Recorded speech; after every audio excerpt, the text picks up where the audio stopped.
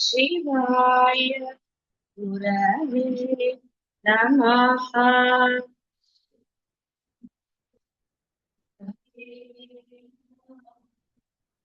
शिवाय गुरवे नमः।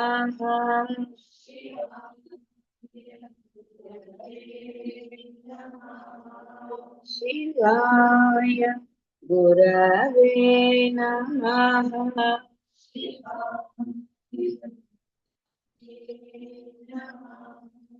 शिवाय गुरवे नमः।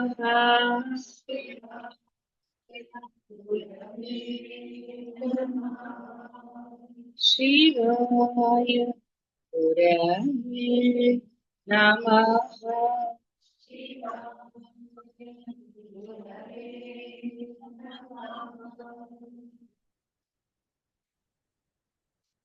కాబట్టి అమ్మ జ్ఞానగమ్య, జ్ఞానముద్ర, జ్ఞానగమ్య. ముద్రలేసినంత మాత్రాన జ్ఞానం లభించదు, దానికి కూడా చాలా కష్టపడాలి. ముద్రలు అంత తేలిగ్గా ఒక ముద్రకి ఇంకో ముద్ర వేస్తే ఇంకేదో దొరుకుతుంది. యోగాలో కూడా తెలుసుకుని యోగా చెయ్యాలి. ఒక ఆవిడ 60 ఏళ్ళు వచ్చాక యోగా మొదలెట్టింది. 60 ఏళ్ళు వచ్చా దాటా, అప్పటి వరకు ఎప్పుడూ వేయలేదు ఆవిడ. యోగానే తెలియదు. సరే ఏదో ఆరోగ్యమో ఏదో అనుకుంది. అది చెప్పే ఆవిడకి కూడా అదే ఈవిడ ఇన్ని సంవత్సరాలు వేయలేదు కాబట్టి కొన్ని అది తెలిసి ఉండాలి. ఆవిడ ఏదో చెప్పింది. ఆవిడ కళ్ళల్లోకి ఇలా నరాల్లోకి బ్లడ్ వచ్చింది. అప్పుడు డాక్టర్ దగ్గరికి బయలుదేరారు. ఎందుకు వచ్చింది ఆ బ్లడ్? అందువలన పరిగెత్తేసరికి డాక్టర్ అడిగింది ఏం చేస్తారు కొత్తగా అంటే యోగా అంటే ఆవిడ కోపడింది. ఆవిడెవరు, మీకు ఎలాంటిది? అంటే యోగాలో కూడా అన్ని మనం తెలుసుకుని ఏదైనా సరే మార్గం తెలుసుకుని ఎలా ప్రయాణించాలో ఆ విధంగా ప్రయాణించాలి. మార్గదర్శనం చేసే గురువు మాట వినాలి. లేదు నా ఇష్టం వచ్చినట్టు చేస్తాను అన్నారు అనుకోండి, కొంత అహంకారము, కొంత ఇంకోటి, ఇక రకరకాలు చేస్తే నష్టపోయేది టీచర్ కాదు, గురువు ఎప్పుడూ నష్టపోడు. నీకు ఎందుకు మార్గదర్శనం చేస్తున్నాడు? నువ్వు ఇబ్బందులు లేకుండా ఏమాత్రం శ్రమ పడకుండా నువ్వు గమ్యస్థానం చేరడానికి చెప్తాడు. అది విన్నవాడు బాగుపడుతుంది. అది వినకుండా అహంకారమో ఏవో ఒకటి చాలా గొప్పగా ప్రవర్తించామని అనుకుంటే గురువుతో పోటీ ఏమిటి? గురువు దగ్గర కుప్పి గంతులేస్తే అందువల్ల ఆ వెయ్యొద్దు అనటం లేదు, సరి అయిన గురువు. అందుకే ఊపిరి పీల్చడం, ఓంకార, ఇలాంటివి ధ్యానాలు ఇవన్నీ చాలా అంటే అసలు చెయ్యని వాడికి చాలా కష్టం. అనవసరంగా తెలియని దారిలోకి కాదు, కష్టమైన దారిలోకి ఎందుకు వెళ్ళాలి? అత్యంత సులభమైన మార్గం చెయ్యరా అంటే అది లేదా ఇది లేదా అంటే ఏది లభించదు. త్రిశంకు స్వర్గమే. అది లభించినా పోన్లు అనుకుంటానంటే అదైనా లభిస్తుందా భాగ్యంలో కానీ? కాబట్టి జ్ఞానగమ్య, జ్ఞానముద్ర ఇవన్నీ ఆవిడ్ని పొందడానికే. ఆ శ్వాసతో చేసేవనుకోండి ఏదైనా సరే, కానీ అసలు లక్ష్యం చేరలేనప్పుడు అన్ని వృధానే. అయితే ఈ సాధన మార్గంలో నామస్మరణ నిష్ఠగా పెట్టుకుని చేసే దాంట్లో మటుకు పొంది తీరుతారు, అందులో సందేహం. ఆ నిష్ఠ ముందుకు పెట్టుకోరు. నిష్ఠ లేనప్పుడు మీరు పొందలేరు. నిష్ఠ పెట్టుకున్నారా నామస్మరణలో? నామస్మరణకి అత్యంత ప్రాముఖ్యత ఇవ్వబడి చెప్పాను కదా, కలికాలంలో ఈ దేహానికి ఆ శక్తి లేదు. అసలు కాల పరిమితే చాలా తక్కువ. మీకు తెలిసేసరికే 50లో 60లో 70లో దాటే వాళ్ళకి దాటే. ఏమంటే ఇంకా మేము 50లోనే ఉన్నామంటే ఆల్రెడీ దాటుతుంది కదా. అవన్నీ ఇప్పుడు అదా, ఎంతో కొంత ఏజ్ దాటింది కదా. మరి ఇప్పుడు కూడా మేమేమి చెయ్యమండి, ఇంకా చాలా ఉన్నాయంటే అన్ని వృధానే, బూడిదలో కూసిన పని. ఎందుకంటే దీనికి ఒక వయస్సు కానీ మీ బాధ్యతలో ఇంకోటో ఇంకోటో ఏవి అడ్డం కాదు, నీ మనస్సే. కానీ నువ్వు దృఢంగా, కాబట్టి జ్ఞానగమ్య మార్గం చూపిస్తుంది ఆవిడ తప్పకుండా. తన భక్తులకి జ్ఞానాన్ని మాత్రమే, అంటే కేవలం ఏదో తెలిసేటట్టు చేసేసి వదిలేదు ఆవిడ.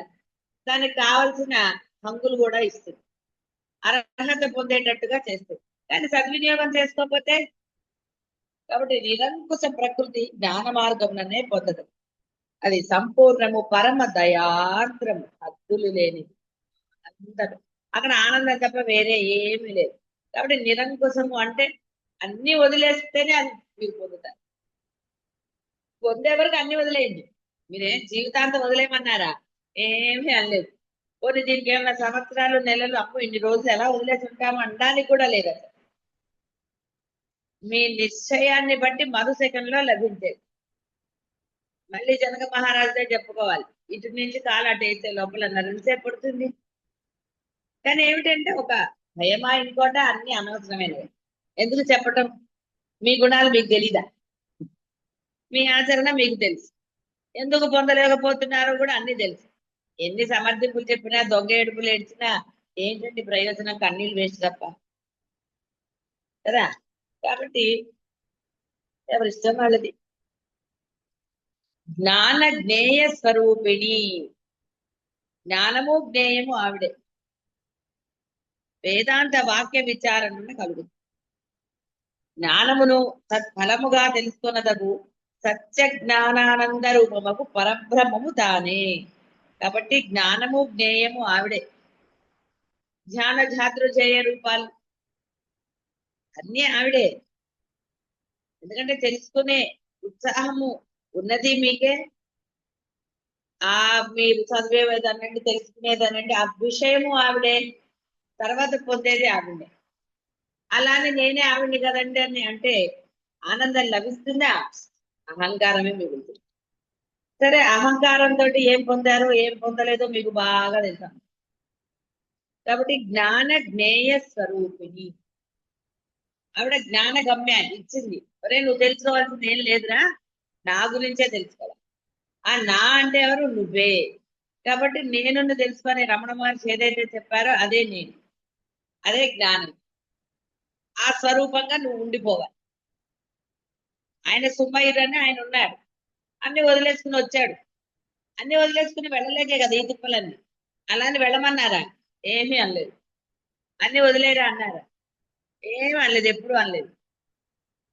నిష్ట పెట్టుకోరా అన్నారు అంతే. ఇంక అసలు ఏమి చెప్పు. నిష్టే కష్టమైనప్పుడు ఇంకా సాధన ఎలా జరుగుతుంది? జరిగే అవకాశం ఎక్కడుంది? అందువల్ల జ్ఞాన జ్ఞేయ స్వరూపి. యోని ముద్ర, దశముద్రలు చెప్పబడ్డాయి.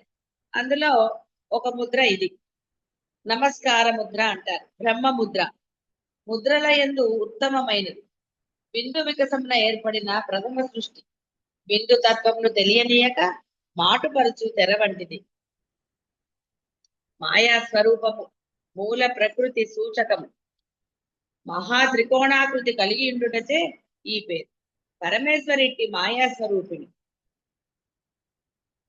అది ఇందాక చెప్పుకున్నట్టుగా ముద్రల వల్ల ప్రయోజనం అంటే ఆ ముద్రని సరిగా ఉపదేశం చేసే, వేయించే గురువు ఉండాలి. మన ఇష్టం వచ్చినట్టుగా ఏదైనా సరే, భాగ్యంలో యోగా కావచ్చు, ఇంకోటి కావచ్చు, ఏదైనా సరే మన ఇష్టం వచ్చినట్టుగా ఆచరణలో పెడితే దానివల్ల ఫలితం. భక్తిలో కూడా మీరు పూజ చేసే విధానం కూడా తెలుసుకుని చేస్తే ఒకటి, తెలియకపోయినా మీకు గనక భక్తి శ్రద్ధ గనక ఉంటే దానిని మించిది లేదు. ఒకటి భక్తి శ్రద్ధలు ఉంటే ఇంక మీరు వేరేగా ఏది చేయక్కర్లేదు. చాలు ఆ ఒక్క స్తోత్రమా, ఒక నామమా మిమ్మల్ని ధరింపజేస్తుంది. అందులో ఏం సందేహం లేదు. అంటే ఆ నమ్మకం ఉండాలి మీకు. ఈ స్తోత్రం నేను పారాయణ చేస్తున్నాను అంటే పరమాత్మ ఉన్నాడు అని చేస్తున్నాను, లేక ఏదో నాకు వచ్చింది కదా నేను నేర్చుకున్నాను, దీనికి చాలా గొప్ప ఫలితం చెప్పారు, ఈ భావనలతో మీరు ఏది పొందరు. అండ్ ఇక్కడ ఆ మొదటగా కావాల్సింది అది. అది లేనప్పుడు పద్ధతి తెలుసుకునే చెయ్యాలి. అంతేగా నా ఇష్టం వచ్చినట్టు చేస్తానంటే అవు, అంటే ప్రయోజనం సిద్ధించదు. పాలసీలు తీసుకున్నా, ఎల్ఐసి పాలసీలో బ్యాంకులో వేసినా కనుక్కుని కదండి వేస్తారు. మామూలు డిపాజిట్ చేస్తే ఏదో మామూలుగా పడిచ్చేది వస్తుంది. అదే తెలుసుకుని చేస్తే ఫిక్స్డ్ డిపాజిట్లు ఇవన్నీ ఉన్నాయి కదా. మరి బాహ్యంలోనే ఎలా ఉన్నప్పుడు పరమాత్మ దగ్గర ఉండదా? కాబట్టి ఇక్కడ యోని ముద్ర ఇవన్నీ కేవలం ఇది చెప్పారు కాబట్టి, అంటే ముఖ్యమైనదని చెప్పారు కాబట్టి, అంటే మీ మూలాధారము స్థిరంగా ఉండాలి. ఇలా స్ట్రైట్ గా మీరు కూర్చోగలుగుతున్నారు అంటే మూలాధారం స్థిరంగా ఉండాలి. అలా కూర్చోలేరు అంటే మీరు ఆ మూలాధారం సరిగ్గా లేదు. స్థిరంగా కూర్చోలేని వాళ్ళు సాధన ఎలా చేస్తారు? అందుకని ఆ ఒక్క ముద్ర గురించి చెప్పారు. కాబట్టి ఇక్కడ వేరేగా ఉన్నాయి, కానీ అసలైనది సాధనకి ఉపయోగపడేది అత్యంత సులభమైనది అంటే ఆ నిటారుగా కూర్చోటం. ఏ మాత్రం మీరు నిటారుగా లేకపోయినా నిద్ర వస్తుంది, ఇంకోటి వస్తుంది. అందుకని ఇక్కడ యోని ముద్ర అనేది చెప్పబడింది. త్రిఖండేసి, త్రిఖండేసి. సరే, ఇంకొక ముద్ర కూడా చెప్పారు. కాబట్టి అన్నిటికీ అమ్మాయి రబ్బి కాబట్టి ఆవిడని త్రిఖండేసి అన్నారు. రకరకాల ముద్రలు ఉన్నాయి కదా, ఇది ఇంకొక ముద్ర కూడా చెప్తున్నారు ఇక్కడ. అమ్మ యొక్క స్థానము బిందు స్థానం అన్నారు. ఆ బిందు స్థానంలో త్రికోణంలో అంతర్భావంగా అమ్మ యొక్క బిందు స్థానం ఉంటుంది. ఆ త్రికోణాన్ని త్రిఖండేసి అన్నారు. అంటే ఆ త్రికోణంకి ముందరంతా, అంటే ఆ శ్రీచక్రం ఎన్నో ఆవరణలతో కూడి ఉంటుంది. ప్రతి ఆవరణ కూడా త్రికోణంగానే ఉంటుంది. తర్వాత వృత్తాకారం. ఆ త్రికోణంలో ప్రతి మధ్య భాగంలో అనండి ఫైనల్ గా ఉండే ఆ ఇహ మన శరీరానికి వస్తే సహస్రం. అమ్మ ఉండేది ఈ సహస్రారం, అక్కడే ఉంటుంది. ఈ చక్రాలన్నీ దాటి, అంటే మీ బాహ్యమైనవన్నీ వదిలినప్పుడు మాత్రమే ఆ బ్రహ్మానందం లభిస్తుంది. మీరు బాహ్యాన్ని పట్టుకున్నన్ని రోజులు, అంటే ఒక మనసులో ఒక సంకల్పంతో ఉన్నన్ని రోజులు ఈ యొక్క సహస్రారానికి మీరు చేరలేరు. అత్యున్నతమైనది ఆ సహస్రారమే. మీ ఉన్న సుషుమ్న, ఇడా, పింగళ నాడులు ఏ విధంగా మీరు ప్రయత్నాలు చేసినా మీ గమ్యస్థానమైన సహస్రారం అంటే బ్రహ్మానందాన్ని చేరలేరు. అది చేరాలి అంటే ఇవన్నిటిని కొన్నిటిని మనం వదులుకోవాలి. వదులుకోవాలి అంటే మానేసి ముక్కు మూసుకుని తపస్సు చేయమని ఏం చెప్పలేదు. వ్యవహారాలు చేస్తూ కూడా మనస్సుని అక్కడ లగ్నం చేసినప్పుడు ఈ చక్రాలన్నీ దాటి అసలైన సహస్రారం అంటే ఆ బిందు స్థానాన్ని చేరుకుంటారు. కాబట్టి ఆ బిందు స్థానానికి ప్రభువే ఆవిడే. అయితే త్రికోణము, ఆ లాస్ట్ త్రికోణం అత్యంత ముఖ్యమైనది అంటారు. అక్కడ ఉండే దేవతలు అవన్నీ. సరే, అవన్నీ ఇప్పుడు ఇంపార్టెంట్ కాదు కాబట్టి మీకు, ఎందుకంటే సాధన మార్గంలో ఉన్న వాళ్ళు వేరు, శ్రీచక్ర ఉపాసన వేరు. శ్రీచక్ర ఉపాసన అత్యంత కష్టమైనది, బాహ్య ప్రపంచంలో చాలా కష్టమైనది. ఇంతకుముందు కొన్ని చెప్పాను నేను. కాబట్టి దాని జోలికి వెళ్లకుండా మీలో ఉన్న చక్రాలను యాక్టివేట్ చేసుకునే సాధన ఎప్పుడైతే ఒక నిష్ఠాపూర్వకంగా జరుగుతుందో ఆటోమేటిక్ గా మీ యొక్క చక్రాలు యాక్టివేట్ అవుతాయి.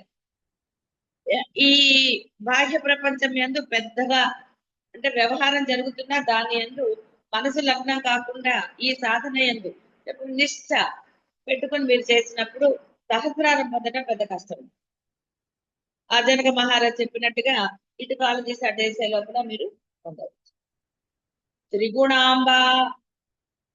ఇక చివరికి వస్తున్నాం కాబట్టి మళ్ళీ ఒకసారి, ఎలా అయితే కృష్ణ పరమాత్మ భగవద్గీతలో చివర మళ్ళీ చెప్పారు కదా, మోక్ష సన్యాస యోగం. సన్యాసం అంటే ఏంటో కూడా తెలిసిందే కదా. సన్యాసం అంటే ఎక్కడికన్నా వెళ్ళిపోవటం, అక్కడికి వెళ్ళినా మనసు మీ దగ్గరే ఉంది. కాబట్టి సన్యసించటము అంటే బాహ్య విషయంలోనే సన్యాసం. పరమేశ్వరి మూల ప్రకృతి స్వరూపిణి, సత్వ రజ తమో గుణములకు మూల కారణం, వీటిని ప్రభవించినది. పరమేశ్వరి నుండి గుణత్రయము ఉత్పన్నమయ్యను గాన పరమేశ్వరి త్రిగుణాంబ. ఆవిడ లేని ఏదొచ్చింది? అన్ని ఆవిడవే. ఎందుకంటే గుణములు చాలా ముఖ్యమైనవి. ఈ గుణముల వల్లే మీ యొక్క కష్టసుఖాలు, తర్వాత జన్మలు ఎన్నో, ఈ జన్మల్లో పొందేవి కూడా ప్రారంధము సంచిత కర్మలు ఉన్నాయి కదా. సంచులు ఉన్నాయో లేదో ఎలా మీకే తెలుసు కదా. సంచిత ఉందంటే అంతే, దుఃఖాలు కష్టాలు ఏవే ఒకటి, అదంతా సంచితం. ప్రారంధంది కూడా కొంత ఉంటుంది, అన్ని ఎప్పుడు సంచితంగా ఉండవు. నిన్నటి తిన్న ఎఫెక్ట్ ఆయాసము అజీర్తులు కొన్ని ఇవాళ ఉంటాయి కదా, దానిని బట్టి ఇవాళ తీసుకోవాలి. అలాగే సంచితాన్ని బట్టి ప్రారంభం చేయాలి. అంతేగాని సంచితం ఉన్నా కూడా మళ్ళీ ప్రారంభం చేస్తే రెండు కలిపి బరువు ఎక్కువైపోలేదు. అజీర్తిగా ఉన్నప్పుడు నిన్నటి తిన్న ఎఫెక్ట్ ఈ రోజు కొంత తగ్గించుకోవడము అనుగుణంగా చేయాలి. ఉదయం పోయింది కానీ లోపలేస్తే అందుకని. కాబట్టి గుణములు ఈ సత్వ రజ తమో గుణములకు మూల కారణం ఆవిడే అంటే ఆవిడ లేకపోతే మీలో గుణాలు ఉన్నాయని ఎవరంటారు? అలా ఉండేవాడు ఇలా ఉండేవాడని పాస్ట్ టెన్స్ చెప్తారు. త్రిశక్తియుతమగు యోగేశ్వరి సృజించును సంహరించును. ఆవిడకి బహురూపములు క్రియలు. ఆచరణమందు విలాస విధానమున ప్రపంచమందు త్రైవిధముగా ఉండుగాన త్రిగుణం. ఆవిడ బ్రహ్మాండానికంతా పైన ఉందన్నారు. ఆవిడ యొక్క స్థానము అన్ని కూడా విలాసంగా చేస్తుంది. ఆవిడ సృష్టి స్థితి లయలన్నీ కూడా ఆవిడే కష్టపడుతుందా. మీరు పని చేయడానికి నానా ఆకారాలు రకరకాలుగా కదా, చాలా ఈజీ సులభం అంటారు కానీ చేస్తారా వేరే ముద్రలు లేకుండా కదా. అవతల వాడు గుర్తించాలని కొంచెం యాక్షన్ చేయాలి. కష్టపడుతున్నట్టు యాక్షన్ చేయొద్దు. ఎంత సులభమైన పని అక్కర్లేదు, నేను సులభంగా చెయ్యొచ్చును అనుకున్న వాళ్ళు ఏ విధమైన ఇది లేకుండా చేసేస్తారు. కానీ మీ కష్టాన్ని పక్కవాడు గుర్తించాలంటే ఎన్ని వేషాలు ఇస్తారు కదా. అక్కడ లేకపోయినా వెయ్యనండి, ఊరికే చెమట తుడుచుకోరు. కాబట్టి ఆవిడ విలాసంగా చేస్తుంది, ఏమి కష్టపడితే ఆవిడకి వేరే వాళ్ళు తనని గుర్తించాలని అలా ఉంది, ఇంకోటి ఉంటే కదా. కాబట్టి ప్రపంచమందు త్రైవిధముగా ఉంటుంది.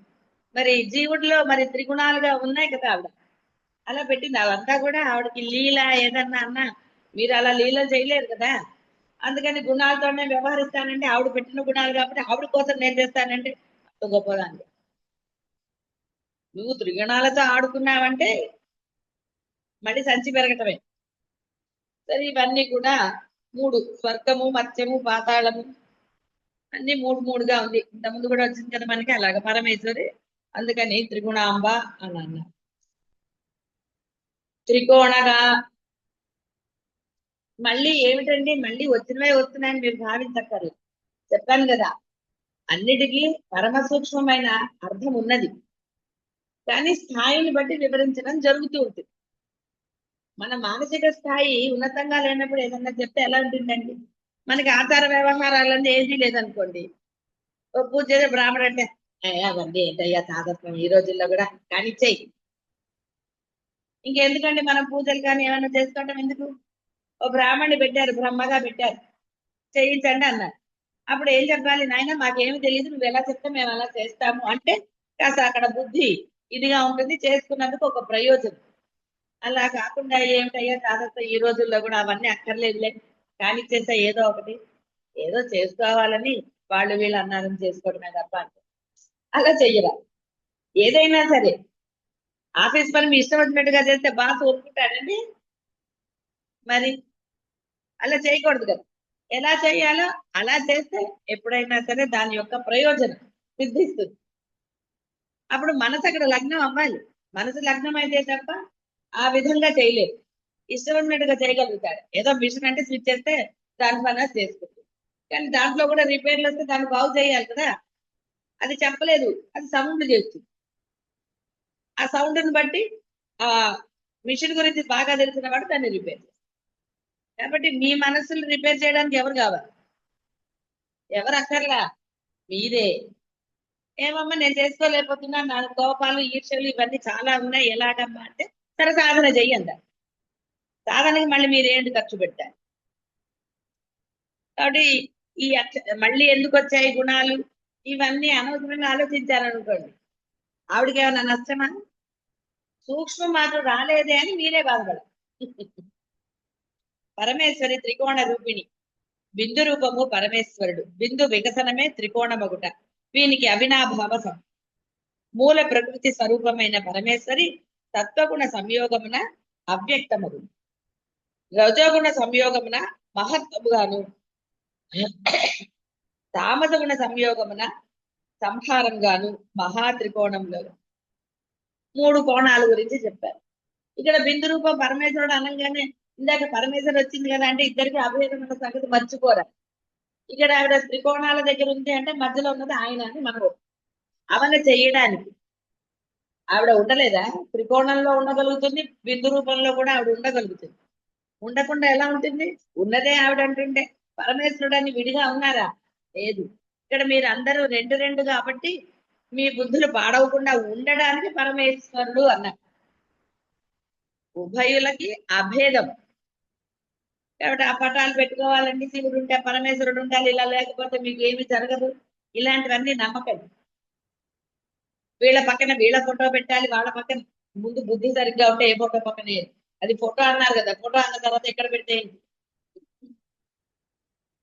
ఫోటో అనకుండా మీరు నమస్కరించే దైవం అనుకోండి, అదొక్కటి సరిపోదు. భావన చేయగలిగినప్పుడు పటాలతో పనేముంది. కాబట్టి ఇక్కడ త్రికోణంలో ఆవిడ చెప్పిన ఆయన ఉన్నాడన్నా ఈయన ఉన్నాడన్నా ఏదన్నా సరే ఆవిడే. ఎందుకంటే ఇక్కడ మనం చెప్పుకునేది అమ్మ, అమ్మ గురించి. అదే పరమేశ్వరుడు గురించి చెప్పినప్పుడు ఆయన ఇలా ఎవరి గురించి చెప్పినట్టు వాళ్ళని పొగడాలి, కానీ పక్క వాళ్ళని పొగిడితే ఏం బాగుంటుందండి? బాగుంటుందా? వాళ్ళే అప్పుడు వాళ్ళని పొగిడినట్టు ఎలా అవుతుంది? వీడు మంచివాడే అనుకోండి, కానీ వీడు ఇంకా మంచివాడు అంటే ఫీల్ అవడు. అప్పుడు అలా చెప్పకండి, ఒకళ్ళ గురించే పొగడండి. వాళ్ళు వెళ్ళిపోయాక కావాలంటే అబ్బాయి వాడికన్నా వీడు చాలా అంటే అప్పుడు పెట్టు. అంతేగాని వాడి ముందరే అంటే అలా అనరాదు. ఎందుకు ఒకరిని బాధ పెట్టడం? ఎవరి గొప్పతనం వాళ్ళదే. కాబట్టి అమ్మ యొక్క గొప్పతనం అంటే ఆ త్రికోణంలో ఉండే బిందు స్థానం లేకుండా త్రికోణం ఎలా ఏర్పడుతుంది? మూలలు కూడా బిందు స్థానమే. కాబట్టి తామసంగా అంటే చెప్పాను కదా, రజోగుణం ఇవన్నీ లేకుండా ఆవిడ సృష్టి స్థితిలో ఎలా చేస్తుంది? అనఘా అఘంన విద్యతే అస్యేది అనగహ. ఎట్టి విధములైన అఘములు అంటే పాపములు గాని దుఃఖములు గాని వాని స్పర్శయే లేదు. ఏ కర్మ లేసము చేతను అంటుపడదు. సచ్చిత్ ఆనంద రూపము, శుద్ధ జ్ఞాన స్వరూపం పరమేశ్వరి అనఘ. అపహదా పాపం, ఆవిడ నిర్మూలిస్తుంది. ఆవిడకి లేస, ఆవిడ దగ్గర ఇవన్నీ ఉంటాయి, ఆవిడని పూజ చేయడం ఎందుకండి? ఆవిడ పూజ చేయడం ఎందుకు ఇంకా? ఆవిడ దగ్గర ఆనందం ఉంది, ఐశ్వర్యం ఉందని కదా చేస్తారు. ఐశ్వర్యం లేకపోతే లక్ష్మీదేవి దానికి నమస్కారం చేస్తారు? చెయ్యరు. ఎంత స్థితికి వెళ్ళినా కావాలని ఏంటా స్తోత్రం? కనకధారా స్తోత్రం. నువ్వు చదవగానే కనకధార కురిసేస్తుందే. భక్తి ఉండాలి అక్కడ. నీకు ఆ కనక అంటే ఆ కనకాన్ని అమ్మవారు, ఈశ్వరుడు, విష్ణుమూర్తి ఎవరా? ఎవరైనా ఇస్తారు. నీ బుద్ధి మారిపోయింది కదా, అందుకని కనకధార స్తోత్రం విడిగా చదువుతారు. శుక్రవారాలు విశేషంగా. మిగతా రోజులు డబ్బుతో పని లేదా? ఈ డబ్బులు తగ్గుకుంటారు. అందుకని ఏమైంది, అన్నిటికీ పెట్టాడు. నువ్వు రోజుకొకళ్ళని పట్టుకుంటున్నావు కదా, సోమవారం శివుని చేయాలి కాబట్టి పద్ధతి పెట్టాను. ఎవరిని ఏ విధంగా పూజించాలనేది శాస్త్ర విధానం పెట్టింది. నాకు అన్ని లేవండి బాబు, రోజు ఒకళ్ళనే. అయితే నీ భక్తి శ్రద్ధ చాలు పోరా. నీకు నమ్మకం ఉంది కదా అన్ని రోజులు వాళ్ళే అని, ఇంకా మరి గొడవ ఎందుకు? ఒకళ్ళు చాలదండి తరించడానికి, చాలు. ఒకళ్ళని పట్టుకుంటే అన్ని అవుతాయి. 10 మందిని పట్టుకుంటే ఇవాళ ఒకళ్ళు, రేపు ఒకళ్ళు, ఎల్లుండి ఒకళ్ళు. అంటే ఒక డాక్టర్ దగ్గరికి వెళ్తే చాలు. నచ్చలేదు అనుకుంటే అప్పుడు వెళ్తాం, ఏం చేస్తాం? కానీ ఏ డాక్టర్ దగ్గరికి వెళ్ళినా లక్ష్యం ఏంటి? రోగం తగ్గాలి. రోగం తగ్గితే ఇంకా ఆ డాక్టర్ దగ్గర నుంచి వేరే దగ్గరికి వెళ్తారా? వెళ్ళరు. తగ్గితే అంటే నీకు నమ్మకం ఉండాలి, ఇంకోటి ఉండాలి, ఆ మందు సరిగ్గా వాడు చెప్పినట్టు వేసుకోవాలి, ఇవన్నీ చెయ్యాలి కదా. ఇది అంతే. కనకదార స్తోత్రం చదివేస్తామండి మేము రోజు, మాకు వచ్చేస్తాయి అండి అంటే వచ్చేస్తాయి. ఆయన ఎవరి కోసం చదివాడు? ఆవిడ భక్తికి మెచ్చి ఆయన చేశాడు. మరి నీలో అంత భక్తి ఉందా? అంటే భక్తి లేదు అనుకుంటే భక్తిని ఇయ్యవయ్యా అని ప్రార్థన చేస్తాం. కాబట్టి ఎట్టి విధములైన పాపములు దుఃఖములు ఆవిడ దగ్గర ఏమీ లేవు. ఆవిడ దగ్గర ఏమీ లేవు కాబట్టి మీరు ప్రార్థన చేస్తే మీకు కూడా అపహత పాపమ అన్నిటినీ నశింపచేస్తుంది. దూది పింజమలే అని, దూదిని కాల్చేసేస్తే చెప్పుకున్నాం కదా, బూడిద కూడా మిగలదు. అలా మీ కర్మలన్నీ నశింపచేస్తుంది. ఎప్పుడు భిన్నాభిప్రాయం అసలు ఉండవలసింది ధర్మాచరణ మస్ట్ అండ్ షుడ్. మీరు ధర్మం చేయకుండా ఆవిడకి దండం పెట్టేసి పాపం చేస్తానంటే మీరు అనఘులు అవుతారా? ఆవిడ అనఘ. అమ్మా నాలో ఈ పాపము వృద్ధి ఉంది, దాన్ని కూడా ఇది చెయ్యవమ్మా అని శంకరులు ప్రార్థించింది అదే కదా, శివానంద లహరి. అవి మర్చిపోరాదు మళ్ళీ. తనలో ఉన్న దుర్గుణాలను నశించానని కదా. మనకు ఆ చండాలుడు కథ కూడా చెప్తారు శంకర్లో. తప్పుకోమన్నది ఎవరిని? నాలో ఉన్న పరమేశ్వరుడినా లేక ఈ దేహాన్న? దేహం వేరు, పరమేశ్వరుడు వేరుగా ఉన్నారా? దేహం కదులుతోందంటే పరమేశ్వరుడు ఉన్నట్టే కదా మరి. మరి పరమేశ్వరుడిని పక్కకు తప్పుకొని ఎలా అంటారు?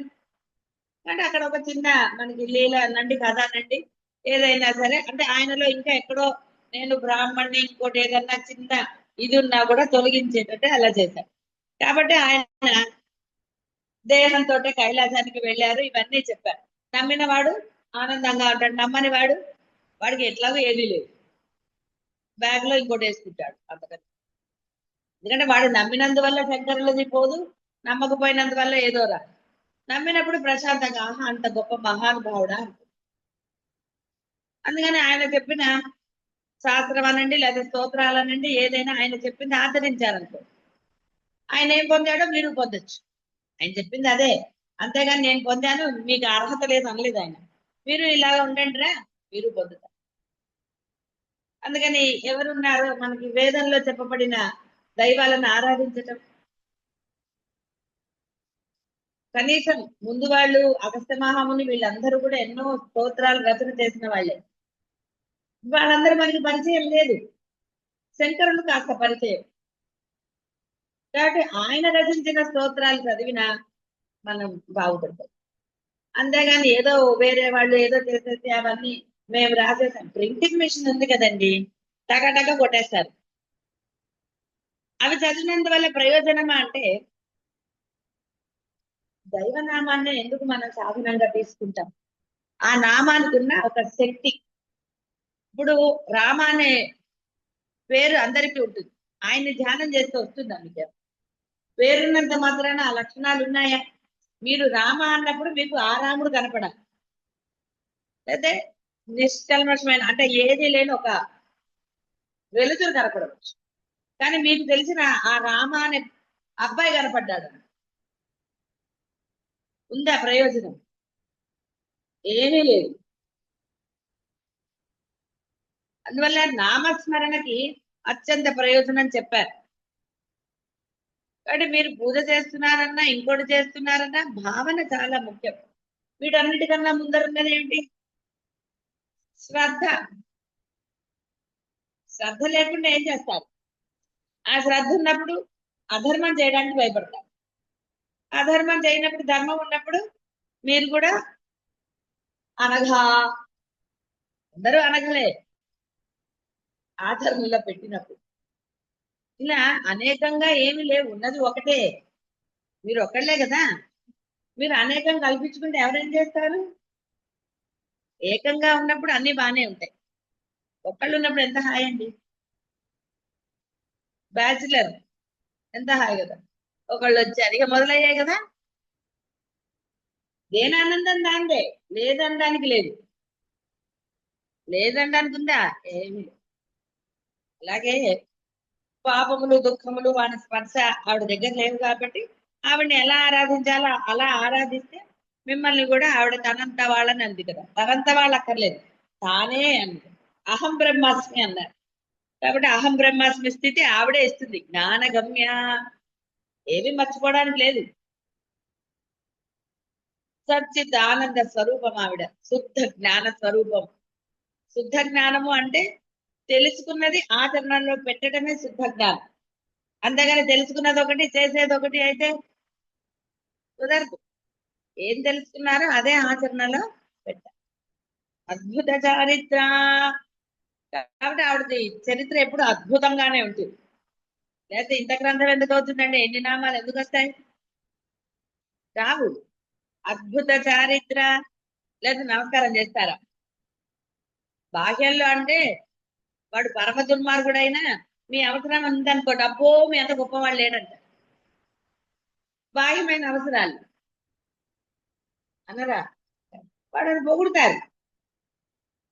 పొగడకపోతే వాడు చెయ్యడు. పనమ్మ ఎన్ని టుమ్మాలు పెట్టినా మళ్ళీ పొగడు, నీ అంత బాగా ఎవరు చేస్తారు, నువ్వే చేయాలి మాకని లోపల తిట్టుకుంటారు. కానీ ఏం చేస్తాను చెప్పండి, వీళ్ళు తప్ప మాకు ఎవరు లేరంట. ఇలా అనేక రకాలు కదా.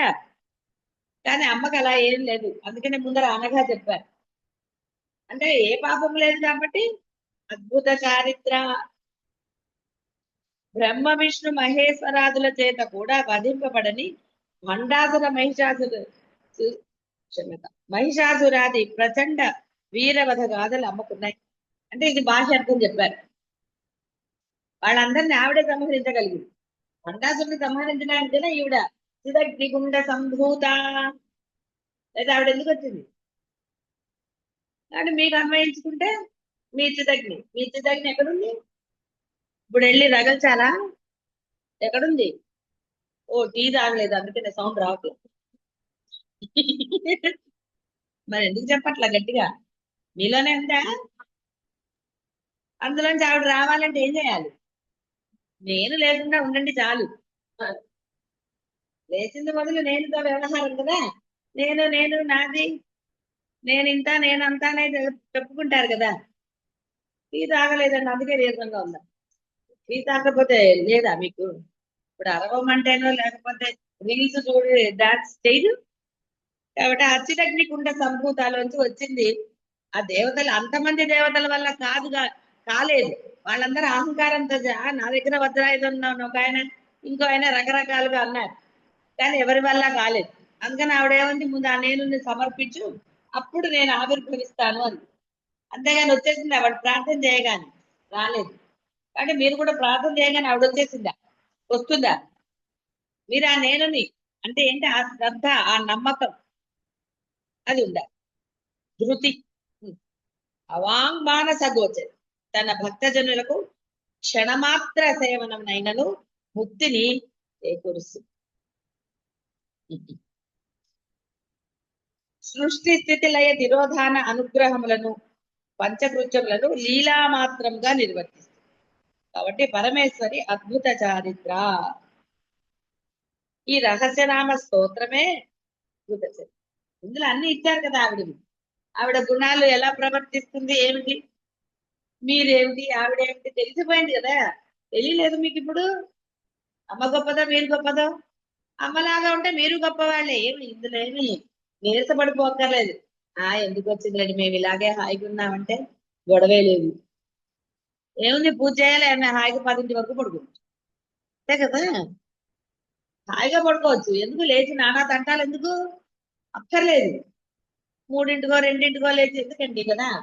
ఇప్పుడు వినేసాం అయిపోయింది. తర్వాత 10 లేవడం. ఏం చేస్తారు? ఏమిటి ఆచరణలో పొద్దున్న లేవడం అంటే మళ్ళీ లలిత సహస్రనామం చెప్పుకుంటారా? చదువుతారా? సమాధానం స్పష్టంగా ఉంటే ఆచరణ తేలికవుతుంది. అది చెప్పాలి. 3ంటికి లేచి నేను అంటే ఏం లాభం?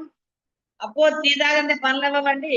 గురువు గారు నన్ను తప్పలేదు కాబట్టి ఏదో టీ తాగకుండా అలా కూర్చున్నాము. ఇప్పుడు లేరు కాబట్టి నేను టీ తాగే పని చేస్తా. దోషం అని కాదు, టీ తాగచ్చు, తాగకూడదని ఎవరు అనలేదు. ఇన్ని ఉన్నాయి సార్, ఇన్ని చెప్పారు కదా. టీ తాగకపోతే అది ఇదని ఇన్ని చెప్పారా? ఇవి లేకుండా టీ తాగ ఏమింది దాంట్లో అనుకో. అందుకని ఇంత పొడుగు చెప్పి బిస్బేళి బాతే తినాలని అనుకున్నప్పుడు మరి అది తిన్నారు కదా. కోరిక కోరిక ఉండటంలో దోషమేమీ లేదు. దానికోసం అతి ప్రయత్నమో తీవ్ర ప్రయత్నమో చేసినప్పుడు దోషం. లేకపోతే చేసుకోవచ్చు, తినచ్చు. చేసి పెట్టేవాళ్ళు ఉన్నప్పుడు చేయించుకోవచ్చు. ఏది దోషం కాదు. మనసు ముఖ్యం. మనసులో మీరు ఏమిటి ఆందోళన చెందుతున్నారా, ఏమన్నా కపటత్వాలు ఉన్నాయా, ఇంకేమైనా ఉన్నాయా అనేది మీకే తెలుసు కదా. నా మనసులో ఉంది నాకు కాక ఎవరికి తెలుసు? ఎవరికి తెలుసో తెలుసు కదా. కాబట్టి జాగరూకతతోటే ఉండాలి. ఓవర్ యాక్షన్లు చేయకూడదు. కాబట్టి నేను లేకుండా ఉండాలి. నేనుతో ఏది చేయకండి. సమర్థింపులు అన్నీ నేనులే కాదా. మీరు ఏ పని చేస్తున్నా ఆహా నేను చేశాను అని అనుకోరు. లోపల నా వల్ల మాత్రమే జరిగింది అని అనుకున్నారండి, ఇంకేముందండి అది సంచి. కాబట్టి ఈ యొక్క చరిత్ర అంతా కూడా అమ్మ యొక్క అద్భుత చరిత్ర ఇది. కాబట్టి ముద్రలు ముఖ్యమైనవా? ఏవి ముఖ్యమైనవంటే నేను లేకుండా ఉండటమే ముఖ్యమైన. నువ్వు ఒక ఆరాధన చేస్తున్నా, పూజ చేస్తున్నా, నేను చేస్తున్నానన్న భావన ఎప్పుడు నీకు ప్రయోజన సంగతి తర్వాత, ముందు ఆనందం కలగాలి కదా ఏదైనా చేసినప్పుడు. ఎక్కడికన్నా వెళ్తున్నారంటే క్షేత్రంలోకి వెళ్ళినప్పుడు ఆనందం కలగనప్పుడు వెళ్ళొచ్చాము అంటు, కానీ వెళ్తే ఎంత ఆనందం లభించిందో, ఆహా మనసు చాలా ప్రశాంతత పొందింది అన్నారు అనుకోండి, అది కదా ప్రయోజనం అనేది. అసలు ప్రయోజనం అది. తర్వాత షాపింగ్ చేసామో లేకపోతే ఇంకోటి చేసామా లేకపోతే ఏదో జరిగిందా, అవన్నీ తర్వాత విషయాలు. అవన్నీ నీ లిస్ట్ లో ఉంటే నీకు జరిగిపోతున్నాయి అంటే నువ్వు ప్రయత్నం చేయకపోయినా. కాబట్టి ఆనందం లభించిందా లేదా? ఒక పని చేసినప్పుడు మీకు ఆనందం లభిస్తే అప్పుడు హాయిగా అనిపిస్తుంది. విసుక్కుంటూ సణుక్కుంటూ అదే ఇష్టాలు అని. కాబట్టి అంతా కూడా ఇష్టాల మీదే ఉంది.